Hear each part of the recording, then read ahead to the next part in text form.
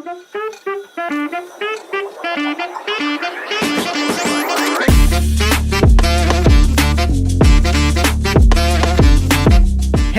and welcome back to a brand new episode of Finn React. Michael here today. We're doing, I feel like we need to go back to anime. I've been doing a little bit of Sentai, a little bit of other stuff, but I've been feeling a little anime lately. And I've been scrolling through Crunchyroll, and I encountered the Dragon Ball Z movies. And to me, there's a lot of those movies that are very misunderstood, especially the villains. I mean, of course, we had almost 4 different Broly movies. We had the first one, The Return, Bio, and the new one that came out.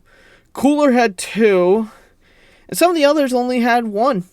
But some of them we don't really know about. So, this video by Justin Dern, if you guys know, I would subscribe, which I will be doing right about now. And what's going to happen is he's going to explain the villains of the movies that were made. Once again, this is probably not all of them. This is probably from the first one to about maybe before Legendary God. He could do Golden Frieza, but, with 24 minutes, let's watch it. The Dragon Ball Z movies are more than just side stories. They introduce some of the most intense and powerful villains in the series separate from the main timeline. From ancient demons and lost Saiyans to dangerous androids and cosmic threats. I'll be going through every Z movie villain one by one to explain their story. I told you, I will never die. Now, here's the thing. I think Garlic Jr. also had a little bit of a side series on the TV show, but I didn't like Garlic Jr. I thought he was kind of boring, to be honest, at most of the times. But this was mostly reflected towards Gohan. Because in the movie, yes, Goku did fight him and all that stuff. But Gohan had his own little beef with him later on. Where Garlic Jr. was actually controlling his friends and fighting Gohan. But this was mostly Gohan's story. Garlic Jr., a power-hungry immortal, served as the main villain in Dragon. And yes, people, I well understand. Every time I look at some of these characters, I think of Dragon Ball Z Abridged. So if I look like I smirk and laughing, I'm thinking of Dragon Ball Z Abridged. That's just my personality. Ball Z Movie 1, Dead Zone. Once the son of Garlic, a demonic contender who tried for the role of Earth's guardian centuries prior, Garlic Jr. sought vengeance after his father's ambitions were crushed by Kami. You don't fuck with Kami. Both Kami and humanity, Garlic Jr. amassed power over the years, ultimately gathering the 7 Dragon Balls to wish for immortality. Unlike typical villains who desired conquest or destruction, Garlic Jr. craved eternal life to ensure that his reign would last forever. Didn't Frieza also want immortality too, but failed to do so?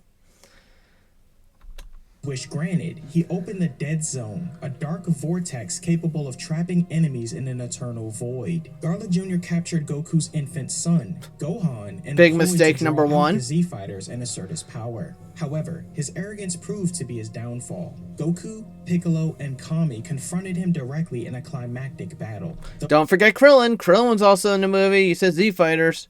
Krillin was also mentioned as Z Fighter. Rude. Demonstrated impressive strength and resilience due to his immortality, Garlic Jr. ultimately underestimated the group's combined efforts and Gohan's hidden potential. In a sudden burst of latent rage, Gohan shattered Garlic Jr.'s mini primal rage and sent him spiraling into the very dead zone he created. Trapped for eternity, the immortal villain's ambition ironically became his prison. That is until he escaped after the battle with Frieza. Exactly. All you've got, your pathetic planet is about to die. Now, some of these ones I do remember because Toonami always played these movies. I think it was always at 9 o'clock, 10 o'clock at night when I wanted to watch it so bad. But I was also like in elementary school and middle school where it was like, I had to go to bed or else I would be getting a whooping. But I don't remember Dr. Wheelo.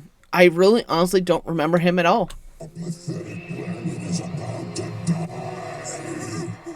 Dr. Wheelo, once a brilliant but controversial scientist, is the main villain in movie 2. Decades before the events of the film, Dr. Wheelo was celebrated for his scientific genius, but his obsession with achieving physical and intellectual perfection led to dangerous and unethical experiments. Like Cell. When his body was destroyed in an avalanche during one of his experiments, his devoted assistant, Dr. Kochin, preserved Wheelo's brain and placed it in a colossal, mechanized biosuit within a hidden lab buried in the icy mountains. There, he waited for the perfect body to house his brilliant mind. Believing Master Roshi to still be the world's strongest martial artist, Dr. Wheelo dispatched bio warriors to retrieve him, only to be disappointed by the old master's decline. When he learned of Goku's incredible power, Kaioken Wheelo became fixated on claiming Goku's body for his own. His mutated creations were unleashed upon the Z-Fighters in an attempt to test their strength and wear them down. As the battle escalated, Wheelo himself joined the fray, wielding devastating psychic powers and overwhelming brute strength with his titanic mechanical form. Despite his massive size and telekinetic abilities, he was no match for the combined might of Goku, Gohan, Piccolo, and Krillin. Thank Goku's you. use of the Spirit Bomb proved to be Wheelo's undoing, destroying both his mechanical shell and his twisted ambitions. Kakarot, you are a disgrace to your people. Thousands of years of evolution. It's the first Goku wannabe. Weaklings. Turles, a rogue Saiyan warrior and former low-class soldier, is the main villain in movie 3. Surprisingly similar in appearance to Goku, Turles represented what Goku could have become had he embraced his Saiyan heritage and mission to conquer planets. Cold, calculating, and driven by a lust for power, Turles traveled the galaxy with a small crew of elite mercenaries known as the Turles Crusher Corps. His sinister plan brought him to Earth, where he sought to plant the Tree of Might, a parasitic alien tree that devoured a planet's life force and produced a single fruit capable of exponentially increasing The Tree of Might. consumer's power. Turles had already ravaged countless worlds, leaving behind barren husks in his wake. His henchmen engaged Earth's defenders to buy time for the tree to grow. While his team battled Goku's allies, Turles confronted Goku himself, amused by their identical looks, but disgusted by Goku's refusal to embrace his Saiyan heritage. After consuming the fruit from the Tree of Might, Turles' power skyrocketed, allowing him to overpower Goku even in his Kaioken state. Yet, it was Goku's will and connection to Earth's remaining energy that proved helpful. Hey, By Yamcha. forming a spirit bomb drawn from the life force that hadn't yet been consumed, Goku unleashed a final, devastating attack that destroyed both Turles and the monstrous tree he had planted. Why do I remember? I don't know if I remember it from the video games, Takachi, whatever it was called, 1 or 2. But what I remember, because they did a thing with the Tree of Might, at one point, Turles can turn into a grape ape. Unless that was just a thing they were just adding on for characters, because I know they gave one to Raditz, Nappa. But do I remember him actually, they had a thing where they actually had him turn to a great ape? I know Gohan turned to a grape ape in this one, but I mean, why do I feel like someone comment below, or maybe Justin, can you comment below and maybe give me just verification if I'm not dumb? But Lord Slug, oh my god, I was going to say, this was a good one. I remember one scene where it was like, they'll explain when Goku was doing the false Super Saiyan thing. It was the Limp Bizkit song, and oh man, I was going to say, when I heard that, my adrenaline watching that thing skyrocketed of excitement. Yes, I am a big fan of Limp Bizkit, guys. Don't judge me. You might have had a chance, but thanks to the Dragon Balls, you're fighting Lord Slug in his prime. Lord Slug, an ancient and tyrannical Namekian warlord, is the main villain. That means he's old. Born as a super Namekian, Slug was exiled A from super planet Namek due Namekian? to his immense power and evil nature. Over the centuries, he carved a path of destruction across the cosmos, leading a technologically advanced army and conquering countless planets. By the time he reached Earth, Slug was decrepit and near death, but upon collecting the Dragon Balls, he wished for his youth to be restored, regaining both his vitality and terrifying strength. Unlike Piccolo, a fellow Namekian who had embraced Earth's values, Slug represented the dark potential of their race, cold, brutal, and bent on domination. So it kind of reminds me more of what the Tree of Might was. Turles was pure Super Saiyan heritage that wanted dominance and power, which was the evil, when Goku was Saiyan, but he was also Earth and trying to protect it, so it's the vice versa. So now we have Lord Slug, who is evil, filled with pure demon and destruction. You have Piccolo, who's accepting the fact that, planet Earth is here, he can drive a car, and he has his own Namekian powers. So it's kind of like it was kind of good that they went off the two movies off each other, from Tree of Might to Lord Slug. Actually worked out.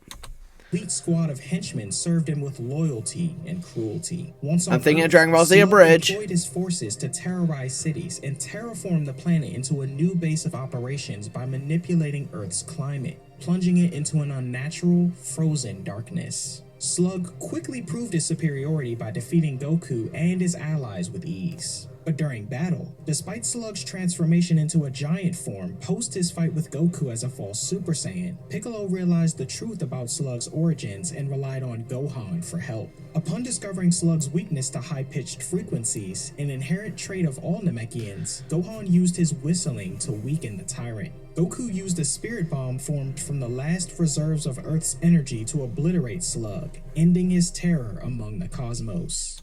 One thing I will say about the Lord Slug one, I would say out of most of those Dragon Ball Z abridged movies, Lord Slug one was actually one of my favorite ones, because it was like the fact that it was like the high pitched thing, and all of a sudden Gohan's whistling. It fit well for the personality. But I was gonna say, it's kind of cool that most of the Dragon Ball Z games you can actually play as these movie villains, and all of them in a way are kind of cool. I was going to say, play as giant Lord Slug in a game was actually awesome. But Cooler, I will say, Cooler was one of my favorites. Other than Broly, Cooler was like, I loved Final Form Cooler. I did like his original, and I did like the metal, but I love the Final Form of this one. This is just badass. Die if he got beat by a weakling like you.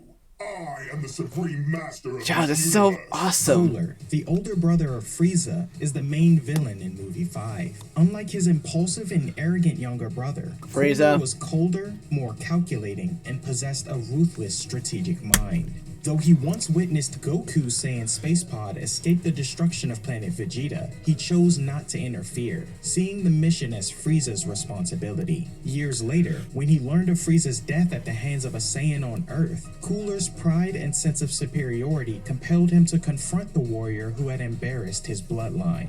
Which is kind of cool. They actually did see like the different perspective between Frieza and Cooler. Frieza was more about going into planet Vegeta, or going to the planets, destroying them, destroying the people around, gaining power and immortality. Meanwhile, Cooler was more decisive, taking every strategy one by one, and the fact that it actually worked well with Cooler, because Cooler was actually more of a cynical than Frieza. To me, I was going to say he was slightly better. And I know they brought him back for a return, but I was going to say it was just everything about Cooler was just pinpoint, and he had everything 5 steps ahead. That's why I think in this one he was more smart of fighting Goku in a more decisive manner in both movies, to say the least. Accompanied by his elite strike team, the Cooler Armored Squadron, Cooler made his way to Earth for revenge. The squad decimated landscapes, cornering Goku and his allies in a relentless hunt. Goku, caught off guard and wounded while protecting Gohan, found himself at the mercy of Cooler's overwhelming strength. Unlike Frieza, Cooler had unlocked a final transformation, which an was advanced fifth awesome. form that granted him immense power and a fearsome new appearance. Which is In this awesome. form, Cooler dominated the battlefield, outmatching Goku even after he recovered. But as the Earth itself suffered under Cooler's wrath, Goku's rage ignited. Tapping The into bird. the full power of a Super Saiyan, Goku Again. turned the tide, launching a devastating assault that overwhelmed Cooler and sent him hurtling into the sun. Even as he burned, Cooler's final thoughts were filled not with fear, but with disbelief, unable to comprehend how a low-level Saiyan could bring down the might of his lineage. But I remember, what I recall is that even Cooler, I don't think, had that much information regarding to Super Saiyan form. So I think he kind of understood it, but he didn't really get that information because he saw how Frieza, maybe he saw it, maybe he didn't know about Frieza's fight with him as Super Saiyan. So to me, it was like the whole Super Saiyan threw him off guard too. Super Saiyans, yes, but monkeys all the same.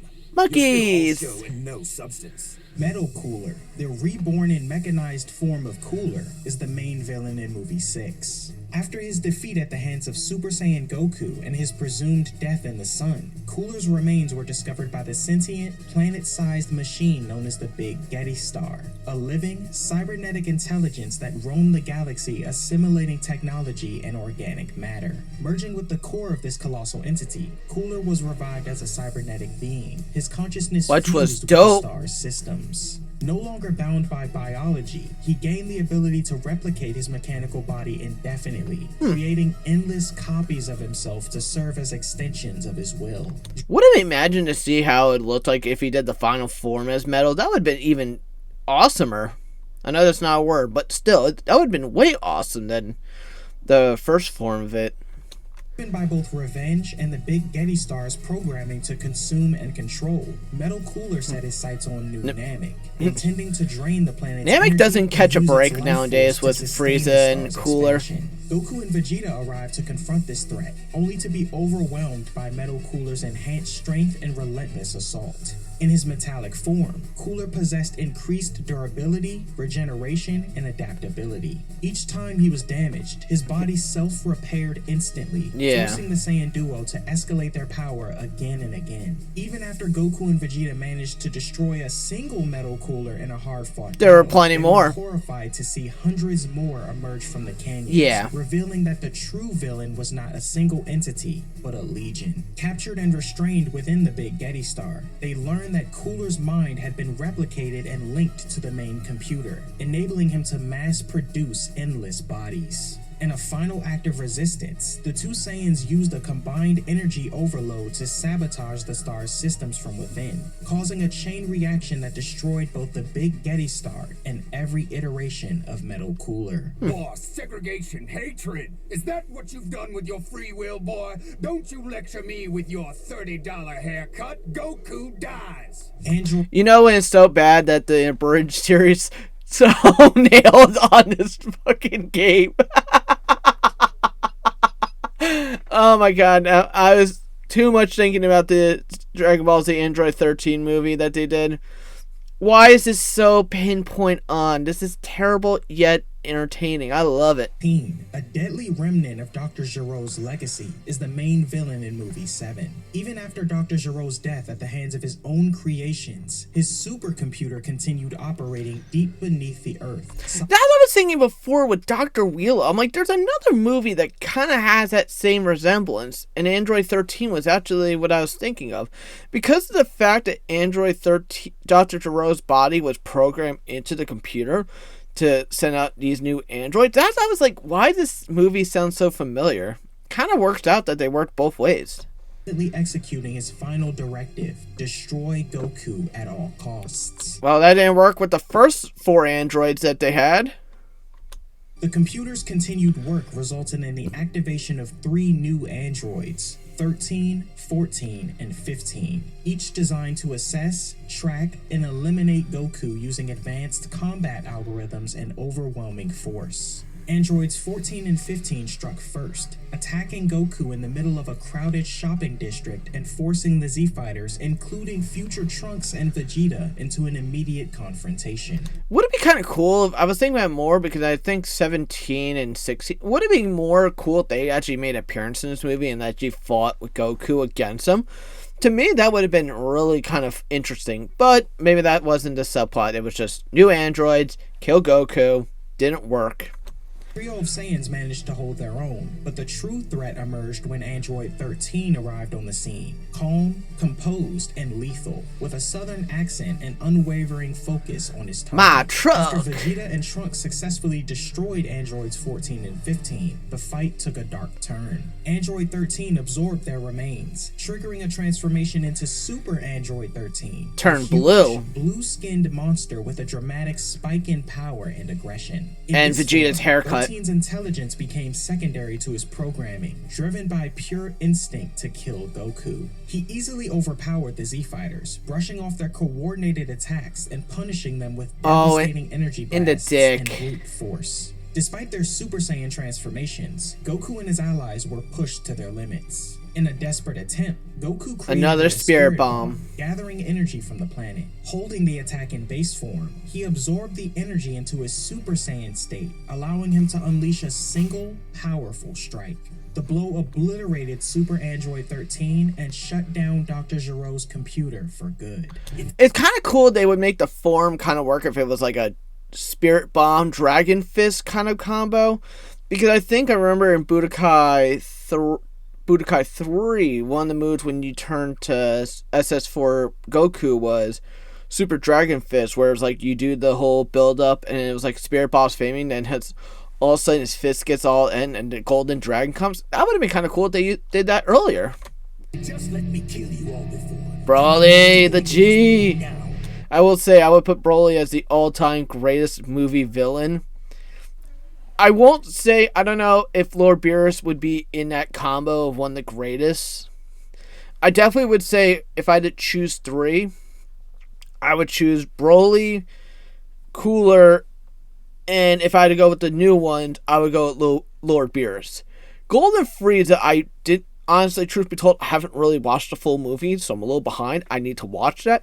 But I would actually put that in, like, if there was a 4 Mount Rushmore of movies, though. An utter waste of Saiyan blood. Broly, the legendary Super Saiyan, is the main villain in movie 8. Born with an extraordinary power level that far exceeded any known Saiyan infant, including Prince Vegeta, Broly was feared even What's as your a power newborn. level? His uncontrollable power triggered paranoia in King Vegeta, who deemed him a threat to Saiyan rule and ordered his execution. Broly survived the attempt on his life and the destruction of planet Vegeta alongside his father Paragus, who harbored deep resentment toward King Vegeta's bloodline. Over the years, Paragus raised Broly in secret, using a mind control device to suppress his son's unstable rage while plotting vengeance against the Saiyan monarchy. Paragus lured Vegeta and the Z-Fighters to a distant planet under the false pretense of rebuilding a new Saiyan homeworld.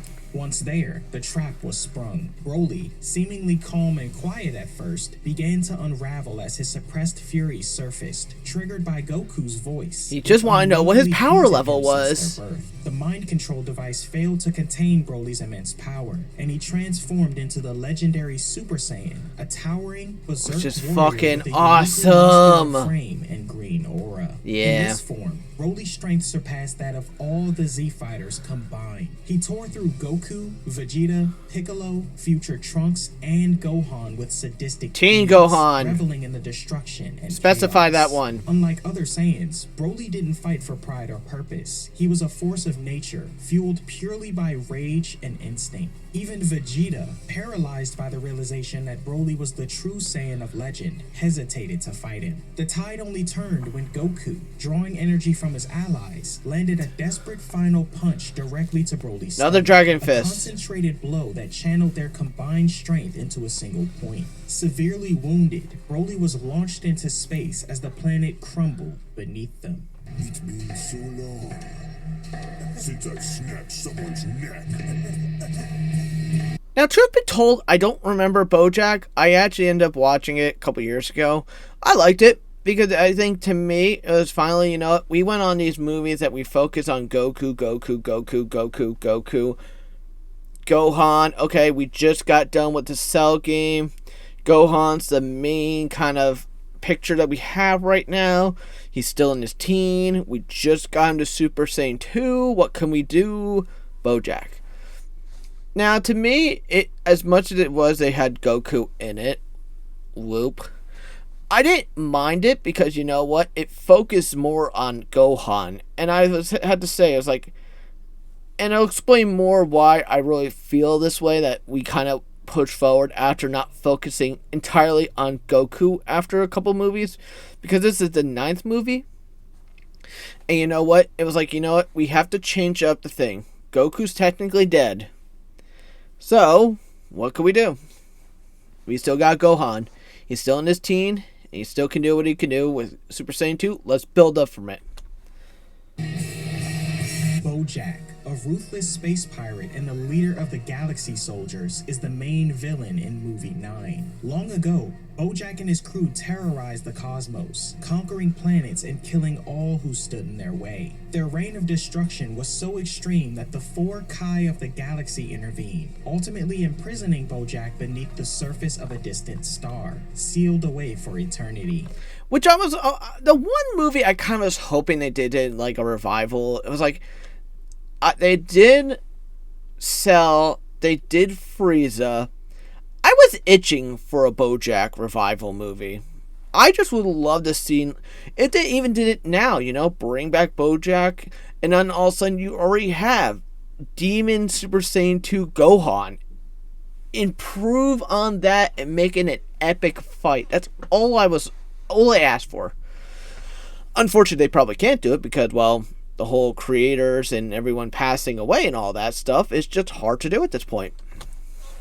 However, when Goku sacrificed himself to defeat Cell and King Kai's planet was destroyed in the aftermath, the cosmic Good job, Goku. containing Bojack was shattered, inadvertently unleashing him back into the universe. With his freedom restored, Bojack set his sights on Earth, arriving during a grand intergalactic martial arts tournament. Couldn't you think the fact that Goku actually ruined a lot of things like that? By Hercule. Disguising Mr. himself and his Satan warriors as competitors, Bojack quickly revealed his intentions by transforming the tournament into a deadly battlefield. His elite crew overpowered the Z-Fighters, isolating and overwhelming them one by one. Tien and Yamcha Gohan emerged as the final line of defense, fighting valiantly but outmatched by Bojack's raw strength and ruthless tactics. But Piccolo Unlike should... other Oh, villains never driven mind. by revenge or conquest, Bojack fought for chaos and domination, taking pleasure in watching his enemies suffer. He pushed Gohan to the brink, taunting him and brutally crushing his hope, until Goku, watching from the other world, briefly intervened by warping in and striking Bojack to save his son. Which was Inspired somehow and possible? enraged, Gohan tapped into the full fury of his Super Saiyan 2 form. Badass unleashing a wave Gohan. of power that obliterated Bojack's lieutenants and finally Bojack himself in a climactic explosion. I've had enough!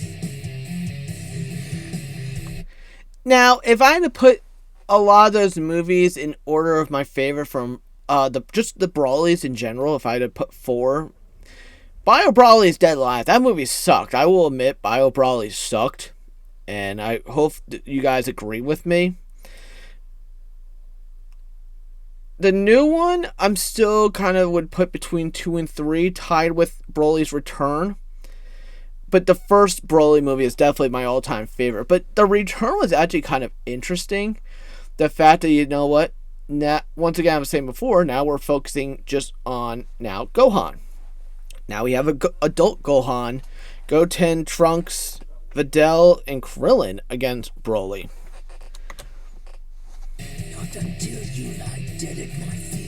Broly, the legendary Super Saiyan, returned as the main villain in movie 10. Thought to have died after being launched into space by Goku's final attack, Broly survived, crash landing on Earth and falling into a deep coma. Frozen beneath a layer of ice for 7 years, his body Was he Walt remained Disney? intact while his hatred for Goku continued to smolder in his subconscious. Could you imagine him snoring? Goku! Goku! Or actually, Kakarot. Kakarot! This residual rage that reawakened him when he heard cries from Goten, similar to the echoes of Kakarot's voice as a child. Oh yeah, Broly awoke in a that's frenzy, weird. His mind still clouded by his obsession with the one Saiyan. That he son of a couldn't bitch destroy. punched me in the Now stomach. A wild, feral version of his former self, Broly's mental state had deteriorated during his absence. Huh. He emerged from the ice with a single purpose: to annihilate anything connected to Goku. Goten, Yeah. Trunks, and Videl accidentally stumbled upon the sleeping giant while searching for the Dragon Balls, and their discovery reignited Broly's fury. Without hesitation, he launched into a brutal assault. And don't forget the fact that I think a lot of us remember this. Trunk also peed on Broly. I'm not going to play the clip because it's kind of gross, but let's just soak that in for a moment. No pun intended, but let's just soak the fact that Broly was peed on by Trunks. Okay, back to this. Forcing Goten and Trunks into a desperate game of survival. Gohan soon arrived to help them, but even his Super Saiyan strength wasn't enough to stop Broly's onslaught. His power grew increasingly unstable as the battle dragged on, his body radiating with his signature aura and overwhelming might. But it was the spirit of Goku, reaching from the other world during Goten's plea for help, that turned the tide. Thank God they found the Dragon Balls. Goku briefly appeared alongside his sons. The three Saiyans, the triple Kamehameha, launched a combined Kamehameha that overpowered Broly's final attack and engulfed him in a blinding surge of energy. Unable to withstand the blast, Broly was obliterated, his legacy seemingly brought to an end by the very family he was consumed with destroying. For now, as I said before, Bio Broly was right after Broly's return. I wasn't really a big fan of this one, and it's for one, it didn't focus on Gohan and Goku. This was more of Goten, Trunks, Android 18, and Krillin. And the fact it was very much of a different kind of thing. As much I want to say I liked the idea, but it just, to me, I was like watching it, it's like not wanting to watch it again.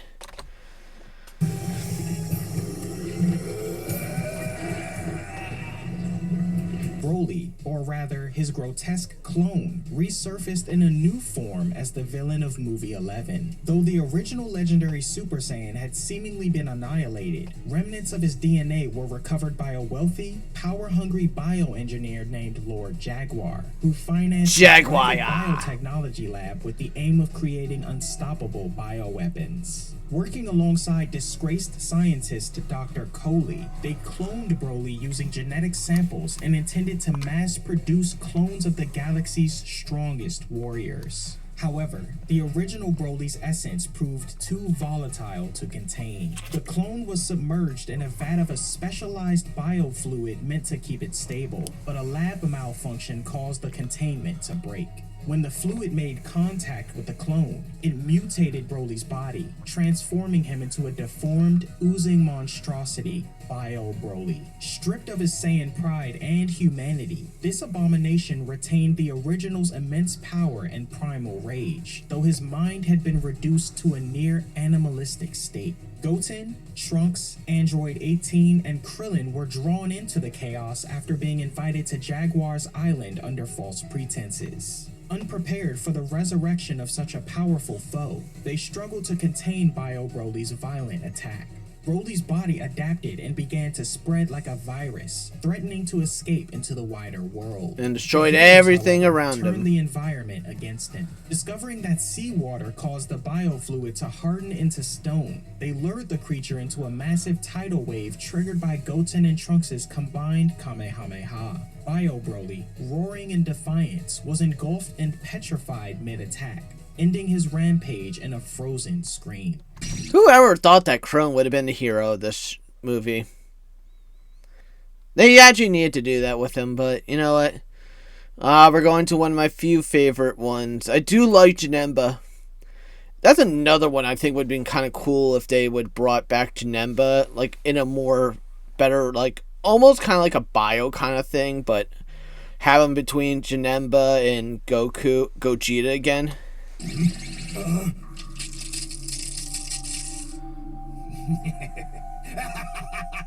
Janemba, a bizarre and reality-warping demon, is the main villain in movie 12. Within the Otherworld, a teenage ogre working at King Yema's check-in station was assigned to monitor the soul cleansing machine, a device used to purify the evil from departed souls. However, a malfunction caused the machine to rupture, releasing a concentrated wave of pure, negative energy. The blast transformed the ogre into a monstrous, bloated entity, Janemba's first form. So the whole thing was that Janemba came by an accident that wasn't intentionally, like, set upon. That was just this guy being an idiot, and all of a sudden he got involved into the negative energy, and here we got Janemba.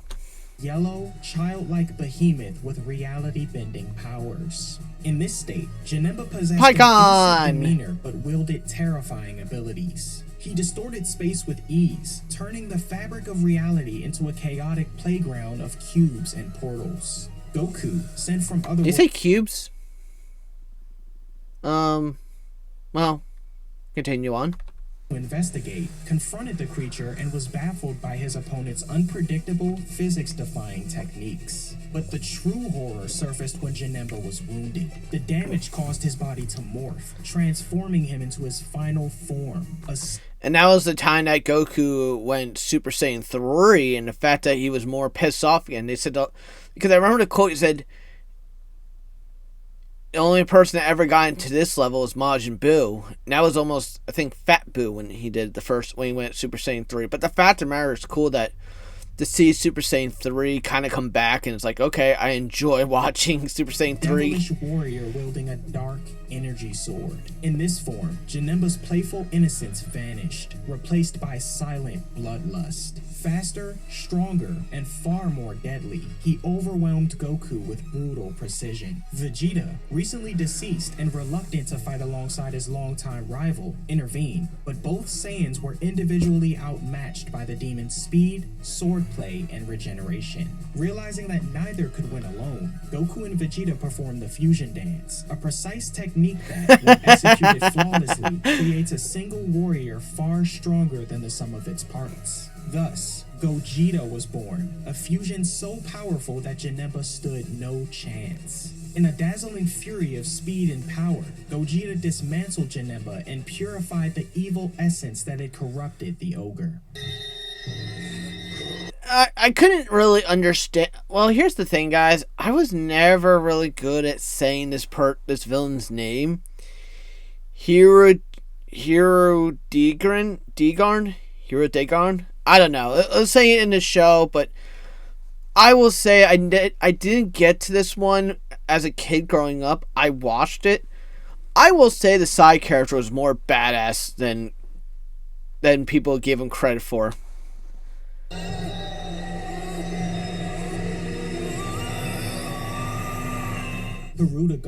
Hirudegarn does not look anything close to what I said before, but Hirudegarn.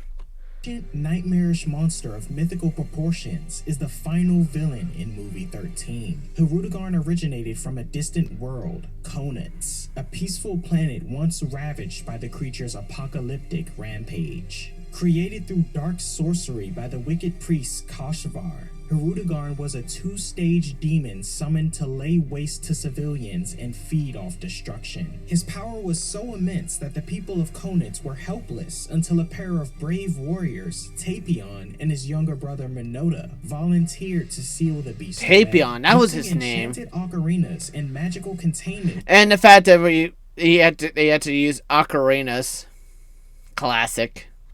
Their own bodies, the two siblings were separated, each holding half of Hirudegarn's essence within themselves. Though the threat was neutralized, the cost was eternal imprisonment. Years later, a mysterious old man named Hoi arrived on Earth, pleading with the Z-Fighters to release Tapion from an enchanted music box, claiming he was a hero who needed help. In truth, Hoi sought to resurrect Hirudegarn by reuniting both halves of the monster. Once Tapion was freed and Hirudegarn's energy began to leak out, Earth became the demon's next target. As Hirudegarn's full form reassembled, he emerged as a colossal, uncontrollable beast. Unlike previous villains, Hirudegarn didn't speak, reason, or gloat. He was chaos incarnate, attacking scenes with brute force and teleporting erratically through space with terrifying agility. Even Super Saiyan warriors were powerless against his overwhelming size and unpredictable phasing body. Gotenks, Gohan, and Vegeta fought valiantly, but their attacks were mostly ineffective. It was then that Goku stepped forward and unveiled a new, awe-inspiring technique, the Dragon Fist, a blazing, dragon-shaped attack born from his own spirit. The creature roared one last time before vanishing into nothingness, finally ending the millennia-old terror. Now, that's the thing, is like, I know they didn't really do, I had a feeling he wasn't really going to do the whole Lord Beerus, because I think this video was actually done 8 months ago. I'm going to say, we had 8 months. Maybe he's doing them on a separate video. I was going to say, this was done 8 months ago. We still had plenty of time to do Lil Beerus and Bio and Brawly and Gold, whatever. Anyway, I will still say that the fact that a lot of these villains that were in the movie, they had a really interesting strategy going to these ones, and the fact that a lot of these movies kind of reflected, like, not just focusing on always Goku. This was like, you know, a Goten story, a Gohan story. But overall, I would have to say, I liked what I actually saw. So, you know what? And I know you guys said there's also a video that Justin did that was just the villains from the TV shows. We will do that probably soon. I don't know which one's going to be up first, but I feel like we're going to put one of these up first. So just keep an eye out, guys. I'm going to try to blast a lot of videos, edit, and publish for Finn React before the end of the year, guys. We actually hit about 270 subscribers, so I hit my midpoint of where I want to be by the end of the year for this channel. But also I do have Finn Gaming, guys, so check out the link at the end where you can find that one. So thank you guys for watching. If you guys have any more anime stuff you guys want me to react to, let me know in the comments below. And as always, guys, this is Michael, signing out.